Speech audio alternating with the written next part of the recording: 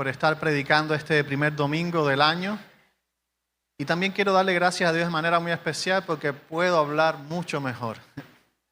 El año pasado terminé que apenas podía hablar, tuve varias semanas muy afectado de la voz. Yo pensé que no me iba a recuperar. Ustedes saben,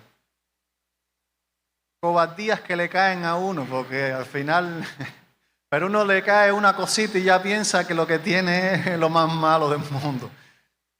Pero bueno, gracias a Dios, parece que el tiempo de receso en el seminario, de no estar dando clase, y el haber estado compartiendo con la familia permitió que pudiera hacer un poco más de reposo. Bueno, gloria a Dios, hoy me siento mucho más recuperado para poder predicar. Quisiera retomar en esta mañana la serie de mensajes que estábamos llevando en el libro de Salmos, esta serie titulada En busca del reino de Dios, basada en los salmos de ascenso, los cánticos de ascenso, y específicamente vamos a estar mirando los salmos 123 y 124. Salmos 123 y 124. He querido titular el mensaje en esta mañana, ¿a quién elevamos nuestros ojos? ¿A quién elevamos nuestros ojos? Dice el Salmo 123 y 124. A ti alcé mis ojos, a ti que habitas en los cielos. He aquí como los ojos de los siervos miran a la mano de sus señores, como los ojos de la sierva a la mano de su señora, así nuestros ojos miran a Jehová nuestro Dios, hasta que tenga misericordia de nosotros. Ten misericordia de nosotros, oh Jehová. Ten misericordia de nosotros, porque estamos muy hastiados de menosprecio. Hastiada está nuestra alma del escarnio, de los que están en holgura y del menosprecio de los soberbios. Dice el 124. A no haber estado Jehová por nosotros, diga ahora Israel. A no haber estado Jehová por nosotros, cuando se levantaron contra nosotros los hombres, vivos nos habrían tragado entonces, cuando se encendió su furor contra nosotros. Entonces nos habrían inundado las aguas, sobre nuestra alma hubiera pasado el torrente, hubieran entonces pasado sobre nuestra alma las aguas impetuosas. Bendito sea Jehová, que no nos dio por presa a los dientes de ellos. Nuestra alma escapó cual ave del lazo de los cazadores. Se rompió el lazo y escapamos nosotros. Nuestro socorro está en el nombre de Jehová, que hizo el cielo y la tierra. Vamos a orar. Padre, gracias te damos por esta mañana. Gracias por tu palabra. Sabemos que es viva y eficaz. Sabemos que cambia nuestras vidas y ha cambiado la vida de otros en el mundo entero. Rogamos que esta misma palabra pueda llenarnos en esta mañana, que pueda edificarnos, pueda guiarnos. Ayúdanos, Señor, bendícenos, habla a través de mí, que tú puedas ser glorificado sobre todas las cosas. Por eso me humillo delante de tu presencia y reconozco que no se trata de mí y que no lo puedo hacer por mis propias fuerzas. A ti me encomiendo, en tu nombre oramos. Amén, Señor. ¿Alguna vez has sido objeto de burla o de menosprecio? ¿Alguna vez te han menospreciado por tu fe, por ser seguidor de Jesucristo? Daniel y yo no nos pusimos de acuerdo, porque él hablaba hoy en su clase de algo muy parecido a lo que quiero hablar en el sermón.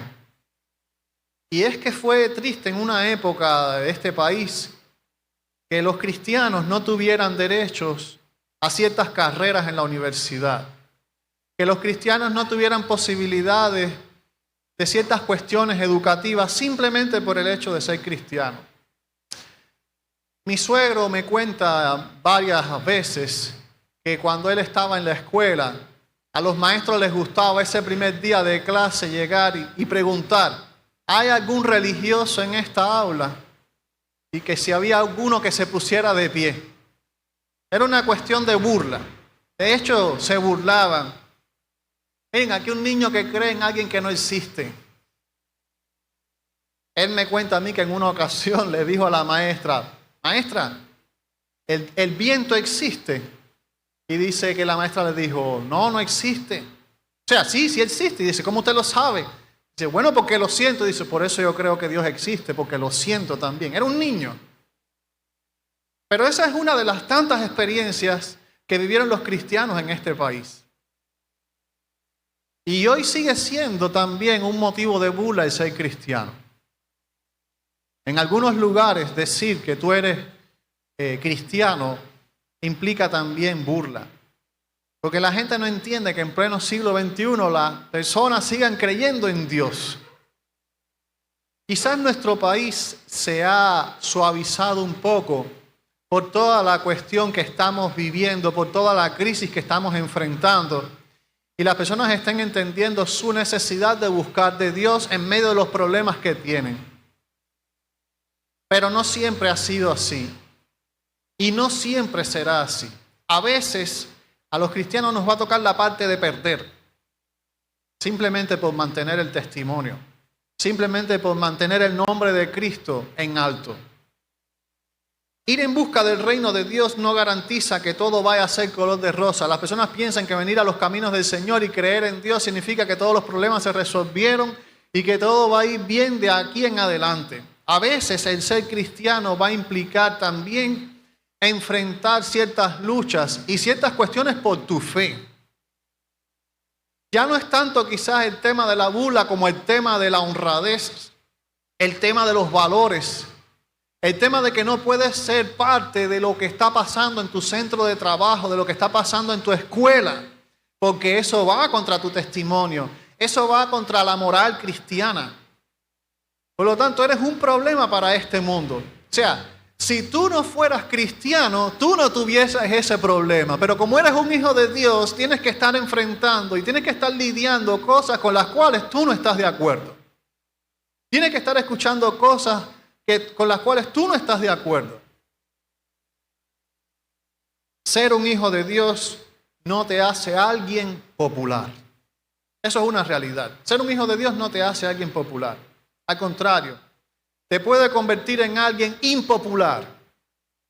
Te puedes convertir en un problema para las personas que están a tu alrededor. Recuerden que Jesús dijo que Él no había venido a traer paz, sino a traer guerra. Un pasaje conflictivo a la hora de interpretarlo, a la hora de entenderlo. Dice que iba a poner en guerra al hijo con el padre, al hijo con la madre, a la hija con la hija y a la suegra con la nuera. Bueno, esa guerra siempre ha estado con Cristo y sin Cristo, pero la realidad es que cuando la fe viene a la vida de una persona, eso genera conflicto. O sea, cuando una persona se entrega a Jesucristo, eso genera conflicto porque comienza a adoptar valores contrarios a lo que vive este mundo.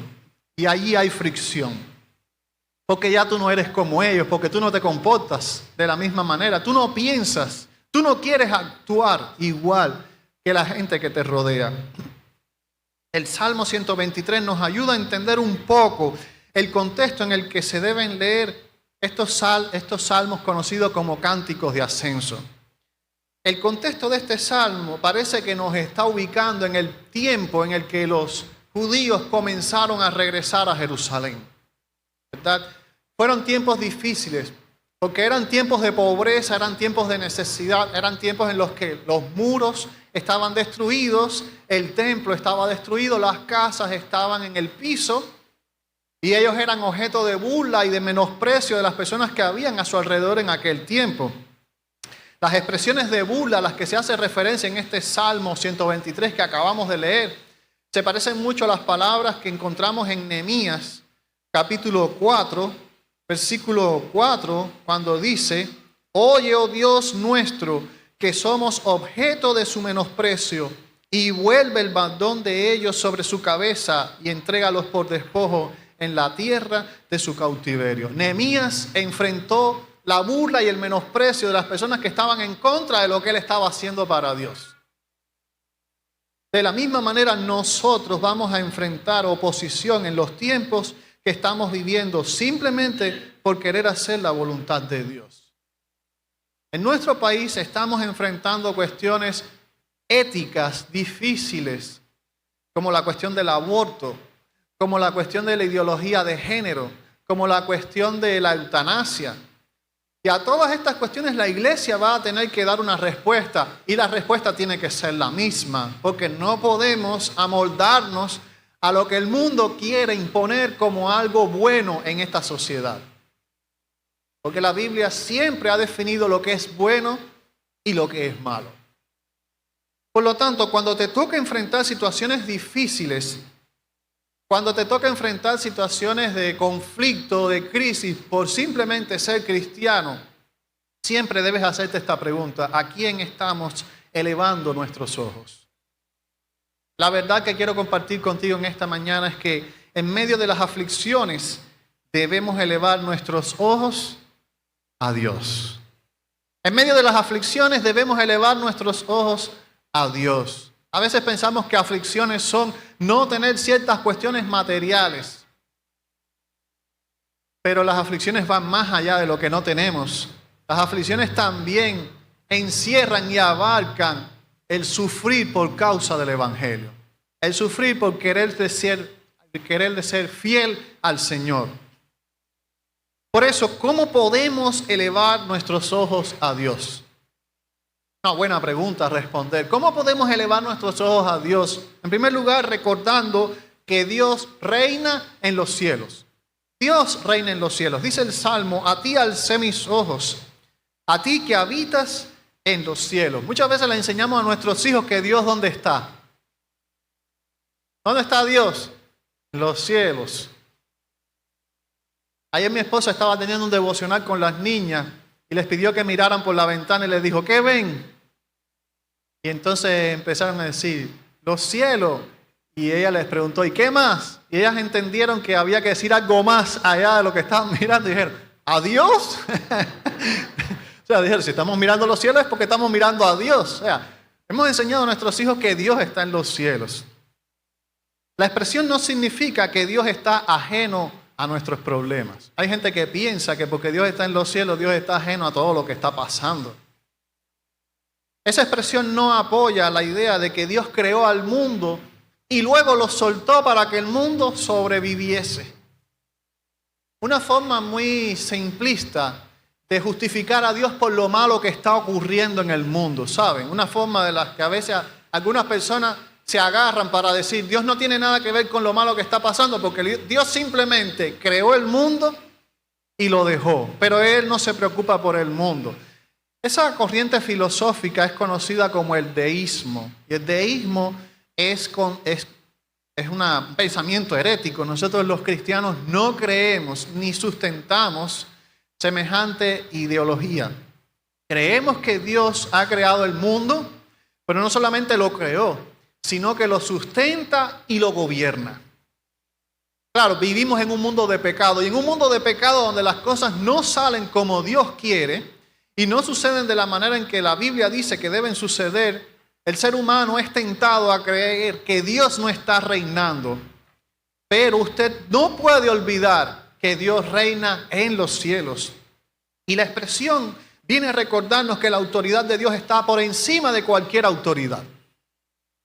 Cuando el salmista dice que Dios está en los cielos, que Dios reina en los cielos, está queriendo decir que Dios está por encima de toda lengua, de toda nación, de todo reino, de toda autoridad, de todo aquel que se quiera llamar rey o gobernante o lo que sea, el título que se quiera poner.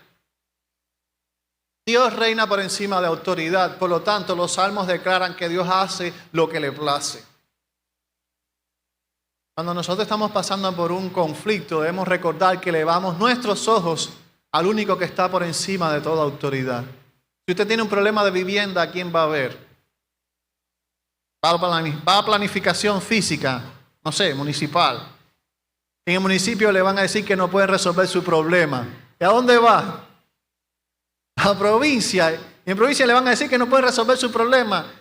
Y ya va a lo último. Y a lo mejor en lo último le van a decir que no pueden resolver su problema. Y la pregunta es: ¿y a quién más va usted a alzar los ojos?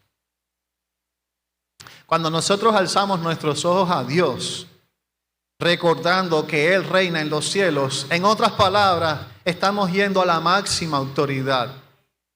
Estamos yendo al que verdaderamente puede resolver nuestro problema y puede ayudarnos en nuestro conflicto. Porque por encima de Dios no hay nadie más. Dios lo puede todo. Él reina. Cuando nosotros vemos esta expresión, nos recuerda también que la autoridad de Dios no está sujeta a la voluntad humana. Las personas no pueden hacer lo que quieren. Las personas actúan, pero están sujetos a la voluntad de otras personas. Pero Dios no depende de ningún ser humano para actuar. Incluso no depende de nuestra fe para actuar el tamaño que ésta tenga. Tu fe puede ser tan pequeña como un grano de mostaza y Dios va a ser el más grande de todos los milagros. Porque Dios no depende de la voluntad humana para actuar. Incluso actúa a pesar de nuestras dudas porque Él reina. Imagínense un rey que no pudiese hacer lo que quiera. ¿Qué clase de autoridad es la que tiene? Que usted vaya a la máxima autoridad en un asunto y que le diga, no puedo ayudarte. Usted se queda totalmente desesperado, desamparado. Sin embargo, nuestro Dios reina en los cielos. La autoridad de Dios no es manipulable. ¿Sí? En estos tiempos que estamos viviendo, la autoridad de otras personas es manipulable, es moldeable, es cambiable. Hoy se usa la expresión el regalito. ¿Cuántas maravillas no puede hacer el regalito? Pero hay cosas que el regalito ni siquiera puede hacer. Y gente que dice, esto no se puede, de pronto te dice que sí se puede. Pero hay gente que ha tratado de lograr lo imposible y ni con el regalito se ha conseguido la solución a su problema. Cuando Dios dice que puede hacerlo, es porque puede hacerlo. Y cuando Dios dice que no puede hacerlo, no es porque Dios no pueda hacerlo, sino porque es su voluntad, que es más grande que nuestro deseo y que es más grande que nuestros planes, entiende que no es lo mejor para nosotros.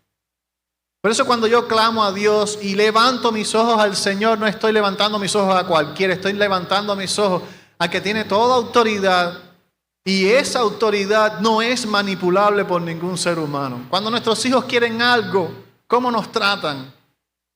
A esa hora nos dicen, vaya, las expresiones más lindas del mundo. Vienen hasta por debajo. La autoridad, la actitud que siempre hemos querido. Pero Dios no funciona así. No puedo hacer lo mismo con Dios. El Señor siempre nos ve, siempre nos escucha. El Señor no es como otras autoridades que nosotros conocemos, que puede que nos vean, pero no nos escuchan.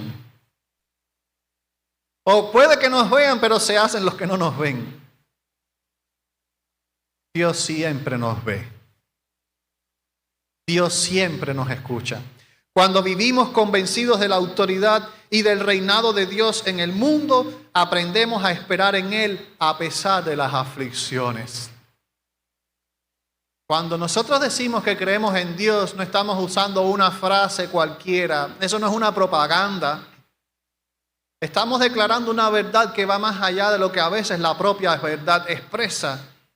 Y es que cuando decimos que Dios reina, estamos diciendo que hay cosas que suceden en el mundo que yo no puedo entender. Hay situaciones que se van de control. Hay cuestiones que nosotros no podemos tener en nuestra mano. Circunstancias que no podemos manejar, factores que no podemos calcular, pero Dios reina. Y porque Dios reina, todas esas cosas están bajo su control. Somos traicionados de manera inconsciente a veces en nuestras oraciones cuando le decimos al Señor, Señor, ten el control de esta situación. Eso es un error. Yo no tengo el control de esa situación, pero el Señor no ha perdido el control de esa situación. Yo siento que ese asunto se me está yendo de las manos, sea una enfermedad, sea una crisis, sea un problema, sea una discusión, pero el Señor sigue teniendo el control. A Dios no se le va de control la situación. Soy yo quien a veces no está bajo el control de la voluntad de Dios. Y cuando yo alzo mis ojos al cielo y estoy buscando al Rey del universo, en otras palabras estoy diciendo, yo no puedo hacer lo que tú sí puedes hacer. Tú eres el Rey. Y yo me someto a tu voluntad porque tú eres quien lo puede hacer. Por tu voluntad. Dios siempre responde porque Él reina. ¿Crees eso? Dios siempre responde porque Él reina. Él es el Rey verdadero. Lo segundo que debes recordar es que Dios está de nuestro lado. O sea, ¿cómo nosotros podemos mirar a Dios? Bueno, recordando que Él está de nuestro lado. A veces se nos olvida que Dios está de nuestro lado. En el Salmo 124, los versículos del 1 al 5, el salmista dice 2 veces la misma expresión. Dice, a no haber estado Jehová por nosotros, diga ahora Israel. Y repite en el versículo 2, a no haber estado Jehová por nosotros. O sea, Él es reiterativo. Él quiere decir, yo quiero que tú pienses y te imaginas cómo sería esta situación si Dios no hubiese estado de nuestro lado. Y a veces se nos olvida que Dios siempre está de nuestro lado. Las personas que no tienen a Dios suelen cuestionar la existencia de Dios mirando las cosas malas que pasan en este mundo y les gusta usar esta frase. Si Dios es tan bueno, ¿por qué entonces? Y bueno, complete usted la frase con lo que la persona piensa. Si Dios es tan bueno, ¿por qué ocurren cosas malas? La respuesta que muchas veces le doy a esas personas es, bueno, tú te imaginas si Dios no existiera entonces. Si existiendo Dios la cosa está como está, imagínate si no existiese. Porque esa es la otra parte de esta pregunta. Si Dios no existiera, ¿tú crees que la cosa estaría mejor? El pueblo de Israel vio en muchas ocasiones la mano salvadora de Dios. Cuando usted repasa la historia del pueblo de Israel, ¿cuántas veces el pueblo de Israel no estuvo a punto de perecer? ¿Cuántas veces los enemigos de Israel fueron más numerosos que el propio pueblo? ¿Cuántas veces enfrentaron ejércitos mejor preparados que ellos? ¿Y de cuántas veces Dios los libró? Si Dios no hubiese estado con ellos, ¿cuál hubiera sido la historia? El pueblo de Israel vio la misericordia de Dios aún en medio de la destrucción a mano de los asirios y los babilonios, porque cuando esta gente vinieron arrasando, no dejaron nada. Y sin embargo, Dios tuvo misericordia de su pueblo, que merecía ser destruido totalmente por su pecado, por su idolatría, por su falta de confianza en el Señor. Merecía ser totalmente aniquilado y Dios tuvo misericordia y no permitió que fuese destruido, porque Dios estaba del lado de su pueblo. Incluso en la actualidad nosotros podemos ver que Israel puede afirmar las mismas palabras del Salmo 124, porque cuántas veces la nación actual de Israel no ha enfrentado situaciones de exterminio, situaciones de guerra, situaciones totalmente desfavorables, y Dios les ha ayudado. Miren, la nación de Israel es más chiquita que Cuba. El territorio del país de Israel es 1/5 parte del territorio cubano. Pudiera ser hasta una provincia de Cuba. Para que usted sepa, eso es Israel. Ese es el tamaño de ese país. Y ahora piensen en el tamaño de países que lo están rodeando, como Siria, Irak, Egipto. ¿Qué tamaño tienen esos países? Eso se ve en un mapa. O sea que si esas potencias que han atacado a Israel en otras ocasiones hubiesen tenido éxito, habría sido solamente porque Dios no está del lado de Israel, pero no han tenido éxito. ¿Sabe por qué? Porque Israel sigue siendo el pueblo de Dios. Porque Dios sigue protegiendo a la nación de Israel. Porque Dios sigue estando del lado del pueblo de Israel. Y quiero aclarar algo, no porque los israelíes sean mejores que otros. No porque ellos se lo merezcan. Quiero aclarar eso. Porque a veces nosotros nos confundimos y pensamos que ellos son muy buenos, que ellos son buenísimos.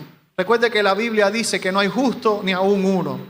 Que la Biblia dice que todos somos pecadores y todos somos dignos del juicio de Dios.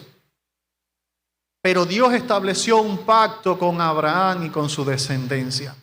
Y prometió que la descendencia de Abraham sería llamado el pueblo de Dios. Y quizás usted diga, pero ellos son malos, ellos siguen haciendo guerra, ellos hacen cosas. Mire, no vamos a entrar aquí a analizar quién tiene la razón y quién no la tiene, pero lo que quiero decir es lo siguiente. Usted sabe por qué la nación de Israel sigue en pie a pesar de todo lo que ha sufrido, sin recordar la Segunda Guerra Mundial que por poco extermina a toda la nación de Israel con 6 millones de judíos que perecieron en los campos de concentración. ¿Usted sabe por qué todavía la nación de Israel está ahí en pie? Porque Dios tiene misericordia de Israel. De la misma manera, ¿cuántas veces no ha sido perseguida la iglesia a lo largo de la historia? ¿Cuántas veces la iglesia no ha sufrido persecución? No ha sufrido la burla de sus enemigos. Y sin embargo, ¿dónde está la iglesia? La iglesia está más viva que nunca. ¿Y sabe por qué?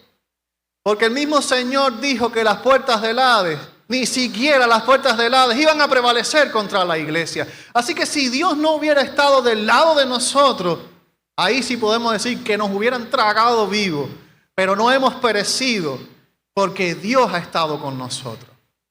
Y Dios estará con nosotros hasta el final. Dios siempre está de nuestro lado a pesar de nuestros errores o fracasos, porque somos sus hijos. Jamás Dios será enemigos de quienes esperan y confían en Él. Recuerde eso, jamás Dios será enemigo de quienes esperan y confían en Él. Jamás traiciona la fe de quienes verdaderamente le aman. Dios nunca traiciona la fe de quienes verdaderamente le aman. Y yo quiero decirte esto, mi hermano, porque quizás en ocasiones sientas que le fallas al Señor. Sientes que haces cosas que a Dios no le agradan, que las has hecho conscientemente. Y comiencen a sucederte cosas desfavorables, las cosas vengan en tu contra, empieces a atravesar crisis, a atravesar conflictos, y el diablo comience a poner en tu mente pensamientos como, eso te pasa porque tú estás en contra de Dios y Dios está en tu contra. Mire, hermano, cuando ese pensamiento venga a su mente, a su corazón, reprenda eso porque eso no viene de Dios. Porque Dios nunca es enemigo de sus hijos. La Biblia declara que Dios a quien recibe por hijo lo disciplina como el padre que ama a sus hijos. Pero una vez que hemos recibido a Jesucristo, hemos dejado de ser enemigos para convertirnos en amigos de Dios. Porque justificados pues por la fe, tenemos paz para con Dios por medio de nuestro Señor Jesucristo. Nunca más somos enemigos de Dios. Dios está de nuestro lado. Dios no apoya las cosas que nosotros hacemos mal. Dios no apoya nuestros errores. Dios no apoya nuestros fracasos.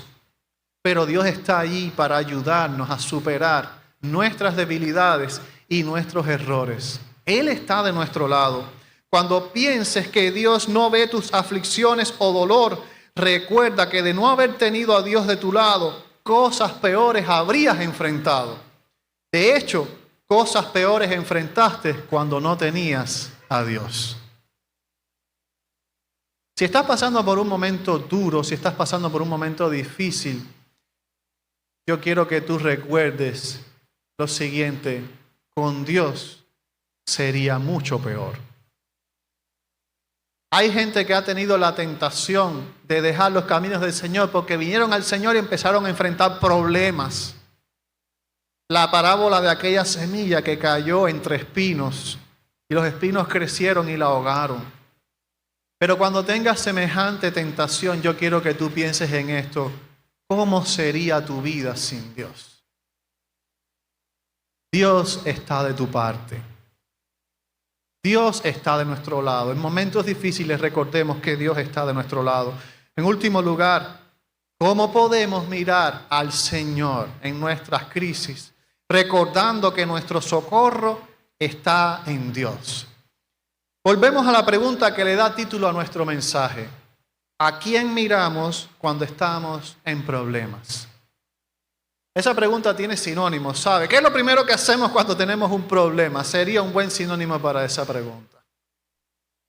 Hay gente que se empieza a dar los pelos, hay gente que empieza a decir improperio, empieza a gritar, hay gente que empieza a llamar a todo el mundo y a contarle su problema. Pero entonces cuando ya todas las opciones se agotaron, la persona recuerda que tiene un Dios en los cielos que reina. Los seres humanos son dados a invertir el orden del proceso. Lo primero que debiéramos hacer, ¿sabe qué cosa es? Hablar con Dios. La mejor manera de recordar que nuestro socorro está en Dios es citando promesas. Quiero citar 4, porque si nos ponemos a citar promesas aquí, y si le empiezo a decir a los hermanos de la iglesia que citen promesas, yo creo que el culto no se va a acabar. Pero qué bueno sería bueno que recordáramos palabras como el Salmo 27, versos 1 y 2, que dicen: Jehová es mi luz y mi salvación. ¿De quién temeré? Jehová es la fortaleza de mi vida. ¿De quién he de atemorizarme? Cuando se juntaron contra mí los malignos, mis angustiadores y mis enemigos para comer mis carnes, ellos tropezaron y cayeron, porque el Señor es mi socorro. Tú tienes enemigos, es cierto. El problema no es tener enemigos. El problema es no tener un socorro. No hay un ser humano en este mundo que no tenga enemigos. Pero hay miles, millones de personas que no tienen el verdadero socorro. Recordamos otro salmo, Salmo 34, versículos del 4 al 7, dicen lo siguiente: Busqué a Jehová y él me oyó y me libró de todos mis temores. Los que miraron a él fueron alumbrados y sus rostros no fueron avergonzados. Este pobre clamó y le oyó Jehová y lo libró de todas sus angustias. Y dice un pasaje que todos conocemos: el ángel de Jehová acampa alrededor de los que le temen y los defiende. Ese es nuestro socorro. Cristo está de nuestro lado. Salmo 46, versículo 1, posiblemente muchos también lo conozcan. Dice allí: Dios es nuestro amparo y fortaleza, nuestro pronto auxilio en las tribulaciones. Salmo 91, versículos del 1 al 3.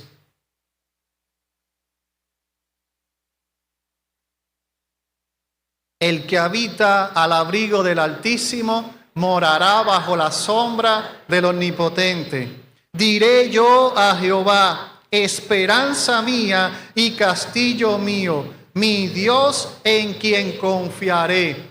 Él te librará del lazo del cazador, de la peste destructora. A veces se nos olvida quién es nuestro socorro. Y cuando nosotros olvidamos quién es nuestro socorro, estamos a merced de las tribulaciones, de la angustia, de la aflicción. Pero cuando empezamos a recordar todo lo que Dios ha dicho que Él es para nosotros, mis hermanos, las dudas desaparecen. La niebla se va. Nuestra confianza vuelve. Y comenzamos a mirar más fijamente al Dios que lo puede todo. Nuestro socorro está en el Señor. Las palabras del verso 8 con las que termina el Salmo 124 nos recuerdan mucho las palabras que también están en el Salmo 121. En el versículo 2, cuando dice el salmista: mi socorro viene de Jehová, que hizo los cielos y la tierra. Cuando quieras recordar que tu ayuda viene de Dios, no te detengas a meditar en las tribulaciones por las que estás pasando. sino piensa en todas las veces en las que viste la mano de Dios obrando para librarte. Entonces sabrás que en medio de las tribulaciones por las que te encuentres, volverás a ver la salvación de Dios. ¿A quién estás mirando en medio de tus problemas, en medio de tus aflicciones, en medio de tu angustia, en medio de tu dolor? ¿Qué te está oprimiendo en el inicio de este 2024? No es casualidad que los pastores estemos sintiendo la necesidad de animar a nuestras congregaciones a que una vez más pongan su mirada en Jesucristo. Porque todas las leyes y todas las esperanzas que vimos en diciembre del año pasado no auguraban un futuro muy beneficioso en este 2024. Pero cuando tú comiences a ver tu confianza flaquear y cuando tú comiences a ver tu esperanza desvanecerse, yo quiero que tú recuerdes que hay una sola cosa que debes estar mirando. Y es a Dios. Que tienes que poner tus ojos en Dios. Porque Él reina. No es que Él reinó. No es que Él va a reinar. Él reina y reinará por los siglos de los siglos. Pertenecemos a un Dios que no ha perdido el control. Cuando esas aflicciones vengan a tu vida, tú no pienses que es porque te has portado mal, que es porque has hecho algo que a Dios no le agrada. Yo quiero que tú recuerdes que Dios está de nuestro lado. Dios nunca va a ser nuestro enemigo. Y cuando esas aflicciones vengan y sacudan tus cimientos, yo quiero que tú recuerdes que la gente no va a hacer por ti lo que Dios sí puede hacer. Que hablar en voz alta, gritar a los cuatro vientos tu problema no te va a ayudar. Yo quiero que recuerdes que tu socorro está en Dios que hizo los cielos y la tierra. ¿A quién estás mirando en esta mañana? Si hay alguien en esta mañana que aún no está poniendo sus ojos en Jesucristo, si hay alguien en esta mañana que aún no ha puesto su confianza en Jesucristo, no ha rendido el control de su vida a Jesucristo, es importante que empieces el 2024 poniendo tu fe en el único que lo puede todo, en el único que tiene control sobre todo. Porque el Señor no avergüenza a quienes en Él confían. Si alguien en esta mañana aún no ha rendido su vida a Jesucristo, si alguien en esta mañana todavía no se ha arrepentido delante de Dios, todavía no le ha pedido al Señor que lo cambie, yo le estoy haciendo la invitación a que lo haga, porque hoy puede ser ese día de salvación. Hoy puede ser el día en que los cielos se abran y veas la gloria de Dios. Hoy puede ser el día en que comiences a mirar arriba y reconozcas que hay un Dios. Como dice la gente por la calle cuando tiene un problema, allá arriba hay un Dios. Bueno, yo te puedo decir que allá arriba sí hay un Dios. Un Dios que te ama, un Dios que se preocupa por ti, un Dios que aunque tú le des la espalda, todavía te sigue amando. Porque envió a su Hijo Jesucristo a morir en una cruz por mis pecados y por los tuyos. Si eres esa persona que necesita a Jesucristo y quieres recibirle en esta mañana, simplemente te pido que levantes tu mano para orar por ti. Si necesitas al Señor, alguien en esta mañana quiere poner su confianza en Jesucristo, Dios le bendiga. Dios le bendiga. Dios le bendiga también. Dios te bendiga. ¿Alguien más esta mañana está reconociendo que necesita poner sus ojos en Jesucristo? ¿Siente que se está ahogando porque las situaciones le producen inquietud? Yo quiero que pongas tu confianza en el Señor. Él no te va a desamparar, no te va a decepcionar. No sigas viviendo a tu manera. Dios te bendiga. ¿Alguien más en esta mañana? Él es nuestra única esperanza, nuestro único socorro. Dios le bendiga. Quiere pelear tus batallas, quiere estar contigo. Ojalá tuviéramos el tiempo aquí para que todos dijéramos de qué forma Dios ha sido nuestro socorro. Pero seguro te trajo alguien de esta iglesia. Seguro alguien te invitó esta mañana. Por favor, no dejes pasar la oportunidad de preguntarle a esa persona que te trajo, ¿cómo fue que te diste cuenta? ¿O cómo fue que experimentaste que Dios es el verdadero socorro, la verdadera ayuda? ¿Alguien más quiere poner su confianza en Jesucristo? Vamos a tener un momento de oración. Padre, gracias por esta mañana y gracias también porque cuando tenemos problemas y enfrentamos angustia, enfrentamos crisis, podemos poner nuestra mirada en ti. Sabemos que tú no nos defraudas porque siempre tienes el control. Tienes todo el poder para actuar. Has declarado estar de nuestro lado y has prometido ser nuestra única ayuda, la que no falla. Gracias, Señor, porque en esta mañana hay un grupo de personas que está dando testimonio de que necesitan esa ayuda en sus vidas, que han vivido solos durante mucho tiempo y están necesitando que tú, oh Dios, les guardes, les bendigas, que tú les recibas, Señor, que ellos puedan arrepentirse de sus pecados, puedan reconocerte como el único Señor y Salvador de sus vidas. A ti los encomiendo. Ten misericordia de quienes no han tomado esa decisión. No permitas que sea demasiado tarde. En tu nombre oramos y te damos las gracias. Todo esto te lo pedimos en el nombre de Jesús. Amén, Señor.